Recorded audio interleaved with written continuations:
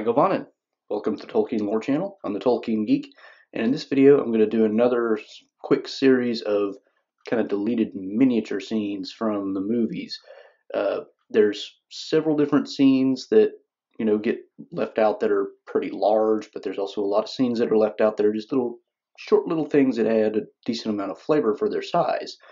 I've done one of these before, and I'll link to that in the description below, but in this particular video I want to cover several things that are related directly or indirectly to Lothlorien and or Galadriel.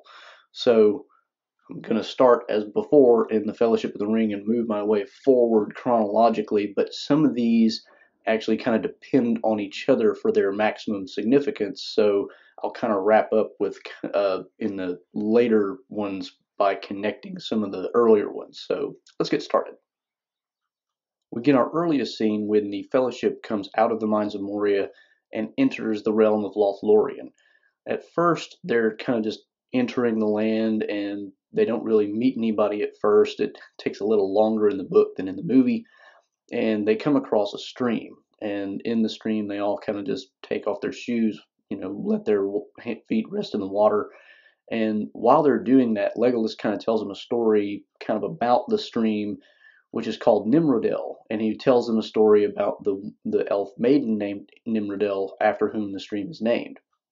Nimrodel was an elf maiden long ago, and at the time she was kind of beloved by the then king of Lothlorien named Amroth, and they never got married. And then there was, at the time, Sauron was kind of becoming stronger and whatnot, so a lot of elves were fleeing Middle Earth. And so among those would have been Nimrodel and Amroth. Now Amroth made his way down to the mouths of the Anduin River. Nimrodel came behind, but she wasn't in the same group. She was, nobody knew where she was. Amroth waited for a long time until the last ship was about to leave. Finally, the last ship just had to leave, and they, set off. At the last minute, Nimrodel arrives, but it's in kind of the middle of a big storm, and the ship is in danger of being lost as it is. But Amroth, because of his love for Nimrodel, decides that he is going to just jump off the ship and try to swim back to the shore, and he was never heard from again. Basically, no story recounts what happens to him or Nimrodel after that. So it's kind of a sad story, but it's an interesting little thing, and it connects to one of the later scenes that I'm going to get to in a bit. So now let's move on to the Two Towers. Now in the Two Towers, we of course have the meeting of Aragorn, Legolas, and Gimli with Éomer, and in the book this goes down rather differently. The exchange is much longer. There's a lot more that goes on in the conversation, and one of those things is that Aragorn brings up the fact that they have come from Lothlorien. Éomer, like most people, doesn't really know anything about Lothlorien except what rumors he hears, and most of those rumors involve Galadriel being some kind of a sorceress and pretty dangerous. And in the course of the conversation, he makes a remark like that indicates that he suspects them of being either under her spell or spies of hers or something. And of course, Gimli, who has become very much enchanted with Galadriel, gets very angry about this. And he basically tells Éomer, "You don't know what you're talking about, you should shut up," in not so many words. But of course, this is kind of what brings about the encounter where Éomer threatens to kill Gimli, basically, and Legolas comes to his defense.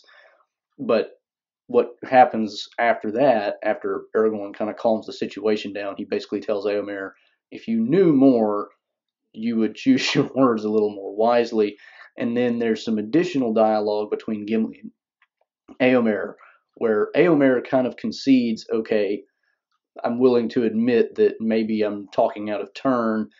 And Gimli basically says, next time, if you ever have a chance to meet Galadriel, you had better, be willing to admit not only that she's, a good person, but that she's also the most beautiful person in the world. And so Éomer basically says, well, we'll see if we ever come across that. So, and this again connects to a later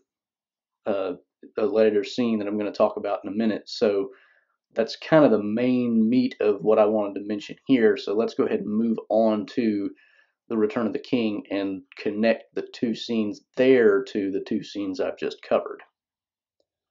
The astute viewers among you will probably know that Amroth is also a name connected with a city in Gondor, which is Dol Amroth.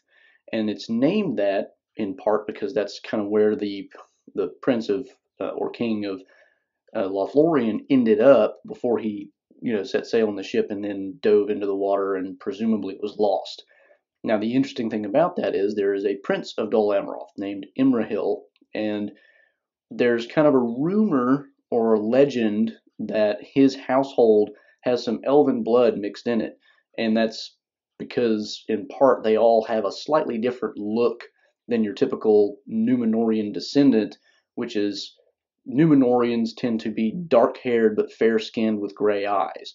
The house of Prince Imrahil and the other princes of Dol Amroth, they actually have golden hair. They look a little more like a Cinderin elf, So it's there's some basis for the legend just as it is, but the interesting scene that comes about in the Return of the King is after the battle of Pelennor Fields is over, Legolas and Gimli come up to Prince Imrahil kind of by chance, and Legolas kind of recognizes in Imrahil some element of elvish descent, and he actually kind of bows to him and mentions, it's clear to see that your household actually does have, elvish blood in it. And Imrahil basically responds, well, that's what the legends say, but we don't really have any solid evidence of it.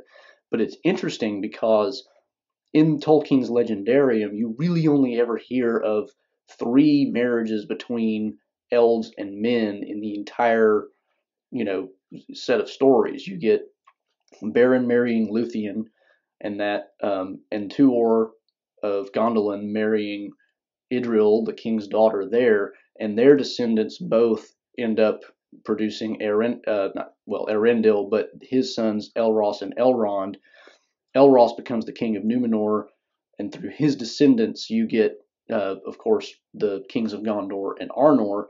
Elrond, of course, we know is the father of Arwen Undomiel, and then Arwen and Aragorn, the king of Gondor, end up marrying again, and that's the 3rd marriage of elf and man. And it's said somewhere that that marriage is the only way through which the blood of elves and the Maiar are present within humankind today. And I don't remember exactly where that reference is, but that tends to contradict the idea that some of the elves who fled with the Prince Amroth or Nimrodel were intermingled with some of the men who were present in the area around Dol Amroth.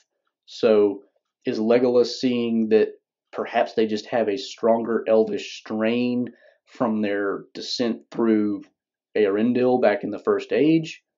It's not clear. It's one of those things where Tolkien leaves a little bit of a slight possible contradiction, and there's no way to really sort out for sure what it means.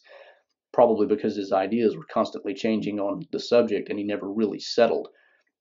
But that's the end of that scene and its kind of implications. So I just wanted to mention that just because of the significance and the interesting interplay of the different elements of the story.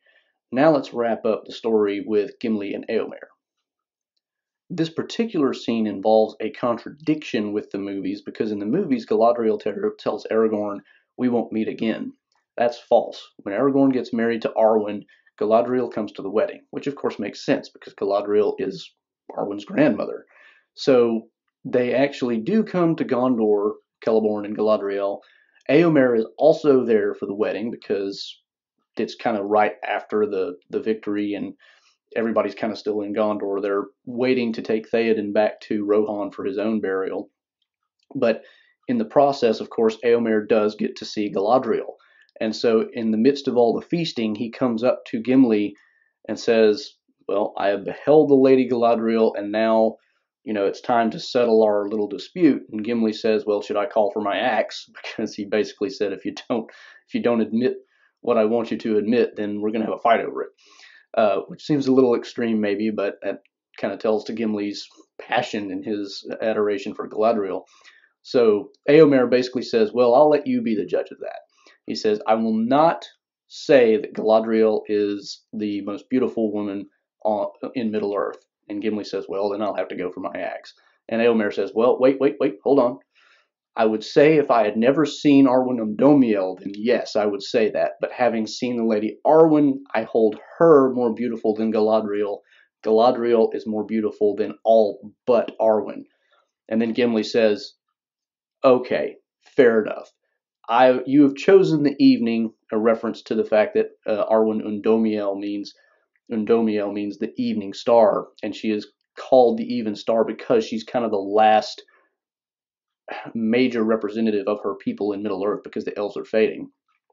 So he says, you have chosen the evening, but I have chosen the morning, which is kind of a reference to the fact that not only is Galadriel's hair golden like the sun, unlike Arwen's, which is dark, but also the fact that Galadriel was born in Valinor before the first age of the sun, and so she really goes back almost to the very beginning. So there's a very poetic meaning to what he's saying beyond mere appearances. So there's kind of a double entendre going there. So he basically, relents and says, fair enough, the two of them do compete, and I'll let you off on that. So it's kind of a nice little funny, but also very poetic ending to their little tit for tat almost.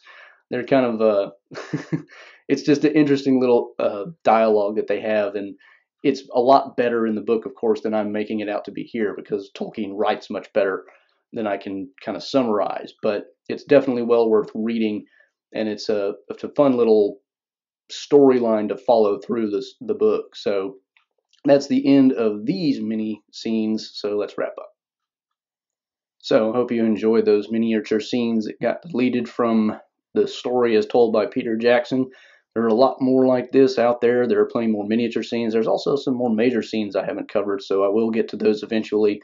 If you do like this video, please give it a thumbs up, share it around. If you want to learn more about Tolkien, the worlds he created, or anything about Tolkien at all, not even related to Middle-earth, then please do subscribe to the channel. And you can also follow me on Twitter at JRRTLore. Until the next time, I'm the Tolkien Geek signing out for the Tolkien Lore channel. Namaste.